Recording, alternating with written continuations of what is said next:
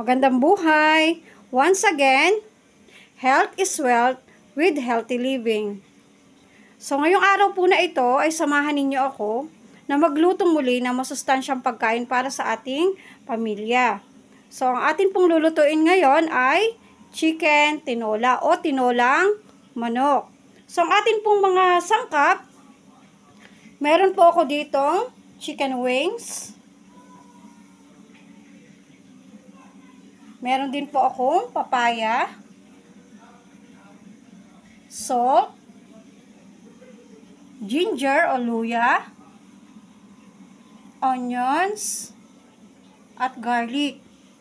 Meron din po tayong spices na pepper.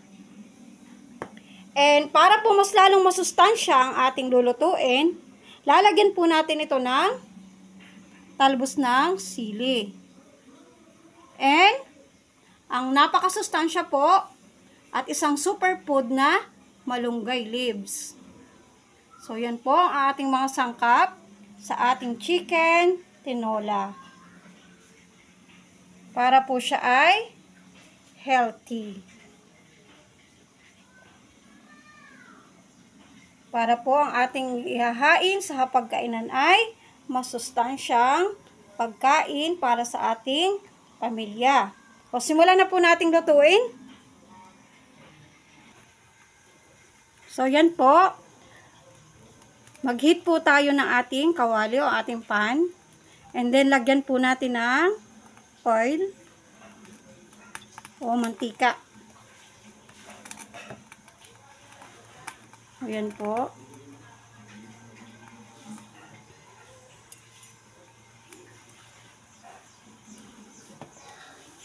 So, yan po. Kapag mainit na po yung mantika natin, pwede po nating ilagay na una po nating ilalagay ang ating bawang. So, ilagay po natin yung ating bawang.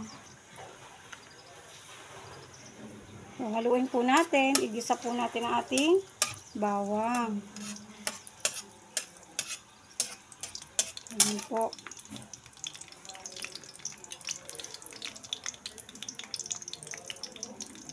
Then after po, pag po medyo nagpupula-pula na po siya, ang ating bawang, ating garlic, ayan po. Ilagay na po natin ang ating onions o yung ating sibuyas. Ayan lang po, ilagay na po natin ang ating sibuyas.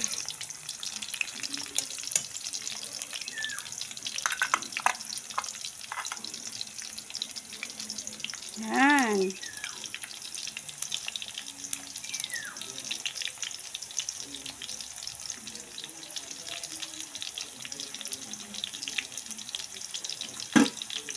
So, igisa lang po natin ang bawang at sibuyas. Pagkatapos, lagay po natin ating ginger o yung ating luya. Ayan po.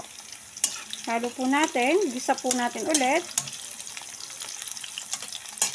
So, alam naman po natin na ang luya ay may magagandang health benefits sa ating katawan.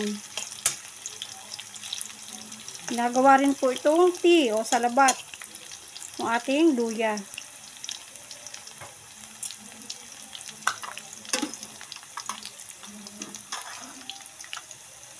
Yan po.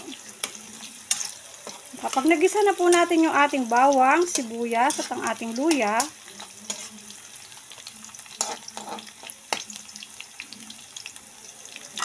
sunod po natin ilalagay yung ating chicken wings. So, pwede nyo pong gamitin kahit ano pong part ng ating chicken. So, pwede siyang thigh part, pwedeng leg part, pwedeng drumstick, kahit po anong part. Pero ang ginamit ko po dito ay chicken wings. So, ilagay na po natin ang ating chicken wings.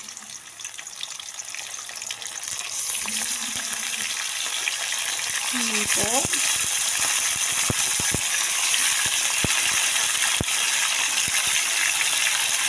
Ayan.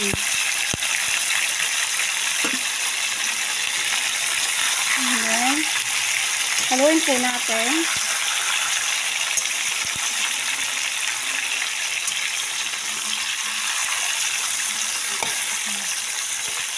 So, haluin po natin ang ating chicken wings. So, maganda po kung igigisa lagi natin ang ating chicken para maalis po yung kanyang lansa.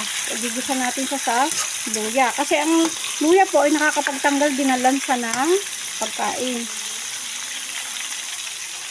So, yan po. Hintayin lang po natin siya na medyo mag-brown-brown yung ating chicken.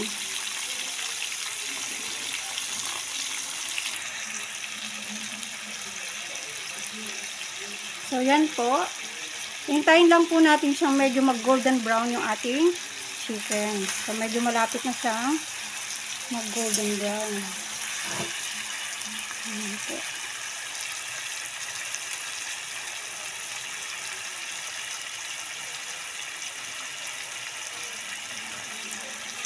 So, yan po. Mag-golden brown na po siya. Medyo nagba-brown na yung ating chicken.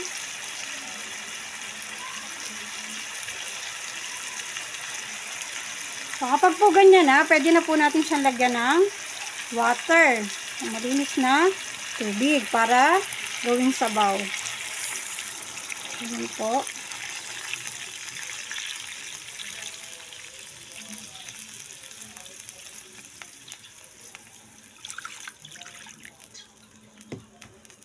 So, ayan po. Nilagyan ko na po siya ng water. So, hintayin po natin siyang kumulo hanggang sa siya ay maluto.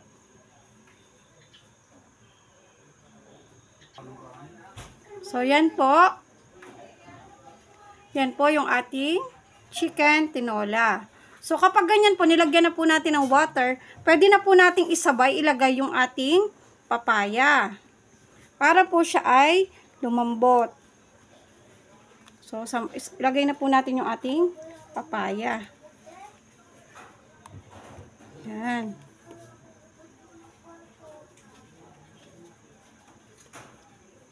So, ilagay na po natin ang ating papaya.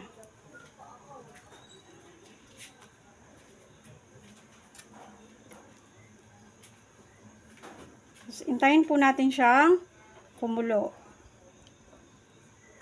Hanggang sa siya po ay maluto.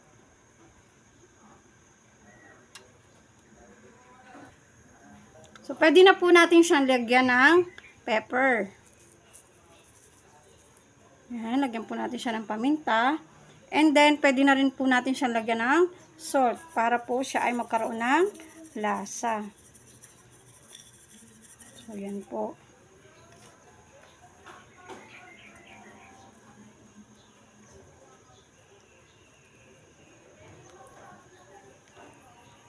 So, yan.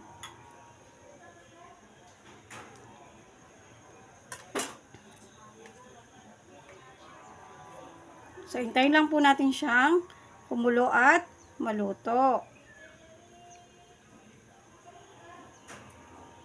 Napakasustansya po ng tinolang manok, bukod sa napakasarap po niya, masustansya pa. At tsak po na magugustuhan ng buong pamilya, lalo na ng mga kids.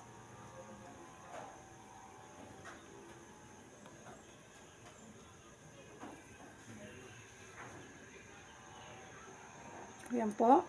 Hintayin lang po natin siya kumulo. So, yan po. Kumukulo na po siya. Kumukulo na ang ating tinolang manok. So, pwede po natin siyang tikman para po malaman natin kung okay na yung kanyang lasa. Depende po sa ating ang lasa. So, add ko po siya ng konting salt.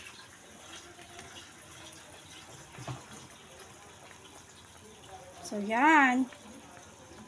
Lapit na po siyang maluto.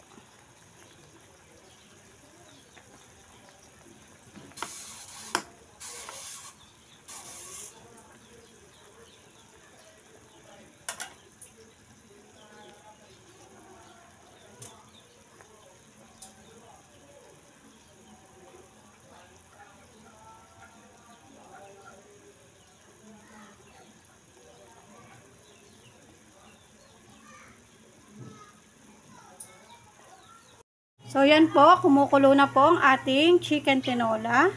So, lapit na po siyang maluto. So, pwede na po natin i-add ang ating talbos ng sili. So, ilagay na po natin ang ating talbos ng sili. Yan po. So, mas lalo po siyang pina-healthy dahil meron po siyang talbos ng sili.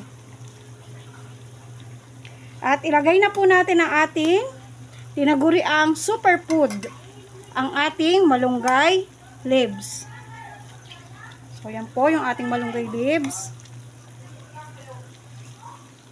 Napakarami pong benefits na makukuha. So, goods na goods po ito, lalo na sa mga mommy na nagbe-breastfeed.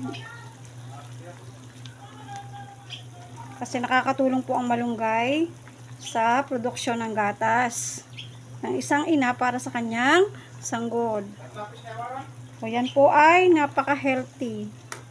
So, yan po. So, yan.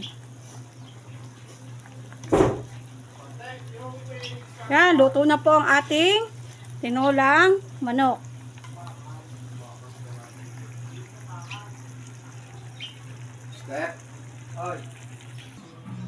So, ito na po ang ating tinolang manok.